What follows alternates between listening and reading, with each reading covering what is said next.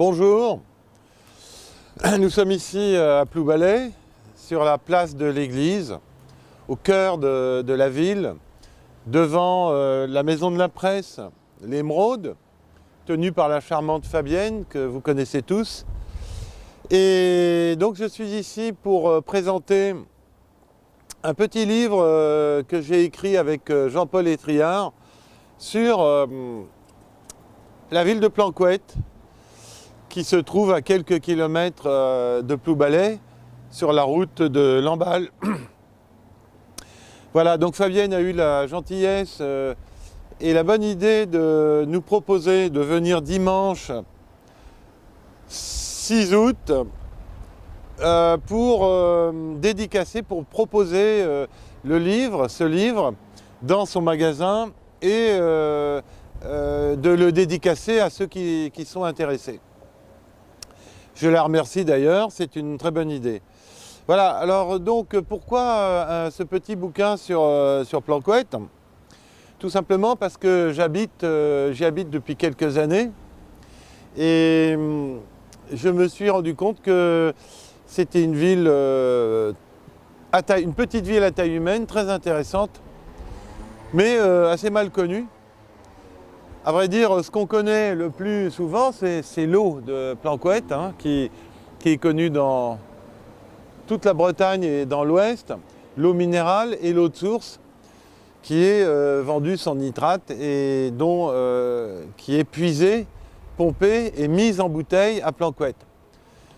Mais à part ça, beaucoup de personnes ignorent que c'est une petite ville à taille humaine, située entre Dinan et Lamballe, 3000 habitants, avec une ceinture agricole de 6 grandes fermes, une ceinture verte, avec des activités, avec un patrimoine et une histoire, avec des gens, bien sûr, le patrimoine humain est très important. Je me suis donc basé sur le concept de patrimoine pour raconter l'histoire, pour présenter Planquette d'hier à aujourd'hui. C'est-à-dire, pas uniquement le passé, mais aujourd'hui, mais également la Planquette d'aujourd'hui. Donc, je peux vous montrer ça comme ça. On a fait appel aux habitants de Planquette pour qu'ils nous confient des documents anciens, des photos et surtout des histoires que nous avons collectées. Donc, tout ce qui est dans ce livre est le fruit de recherche et de rencontres. Et la première rencontre, la plus importante, qui a été déterminante pour moi, nouveau Planquettin, ce fut la rencontre avec Jean-Paul Étriard, qui est ici. Voilà. Jean-Paul Étriard, qui est un grand collectionneur et une grande mémoire, une mémoire vivante de Planquette, qui a une grande connaissance de tout en fait, hein, une mémoire intacte. Et j'ai recueilli sa mémoire et surtout nous avons collaboré pour faire ce livre à travers ses histoires, mais aussi les vieux documents, les vieilles cartes postales du début du siècle. Il en a plusieurs milliers dans ses tiroirs, dans ses rayonnages. Et j'ai trouvé que c'était intéressant d'exhumer tout ça, de faire connaître sa collection. Et à chaque fois, on a voulu faire un saut dans le temps, c'est-à-dire mettre une carte postale ancienne et à côté, une rue, une place, un site, avec ce que c'était il y a un siècle et le même endroit aujourd'hui. Donc ça a beaucoup plu aux gens parce que à travers ces illustrations, on voit très nettement l'évolution d'une petite ville comme Planquette. Ça, c'est pour le patrimoine historique, mais il y a aussi, bien sûr, la vie économique, les entreprises, la culture. Par exemple, c'était important de parler des tanneries qui ont donné naissance au maroquinier Renoir, qui est très connu dans l'Ouest.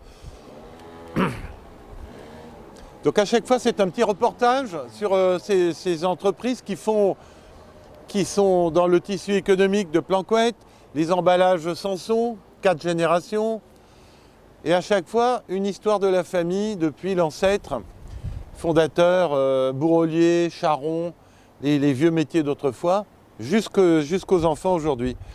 Des figures inoubliables, comme Jules Forvieux, qui a créé en 1946 la première troupe de théâtre de Planquette, et laquelle troupe existe toujours aujourd'hui, les Compagnons de la Janière. Et alors cet homme, j'ai découvert son histoire à travers ses enfants et les petits-enfants, car j'ai fait beaucoup de rencontres dans les familles, j'ai collecté la mémoire. Et Jules Forvieux, pour résumer, c'était un génie. Il avait deux activités, il était boucher dans la journée, et le soir c'était un comédien et un scénariste. Donc il avait à peine son certificat d'études et c'est un génie local. Il suffit qui cherche trouve. C'est pas la peine d'aller au bout du monde. On peut rester dans son village et faire du porte-à-porte et s'intéresser aux gens. Et on fait des découvertes. Par exemple, j'ai découvert également un personnage oublié aujourd'hui, c'est Marie Le Gac, qui fut la première féministe de Bretagne.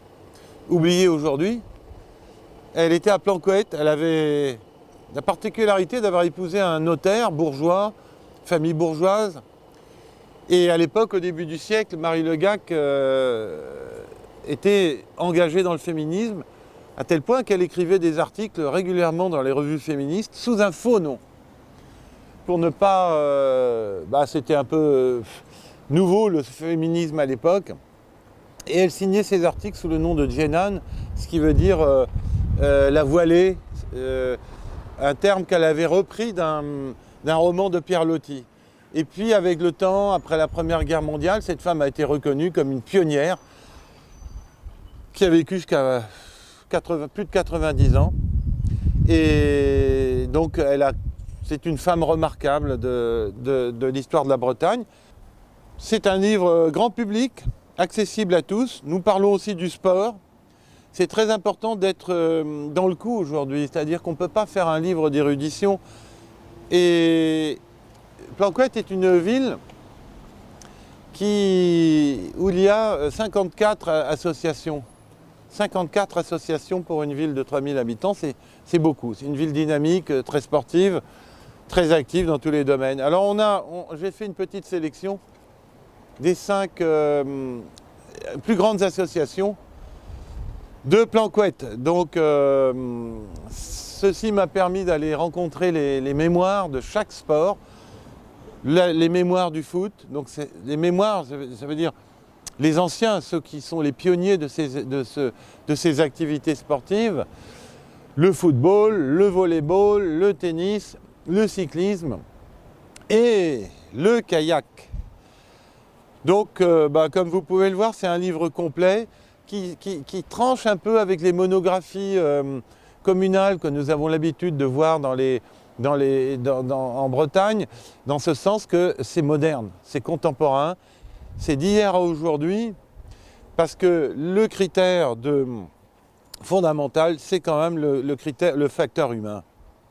Donc voilà, en gros, je pense que c'est un livre qui est à 15 €, qui est en vente un peu partout, chez les libraires et dans les maisons de la presse.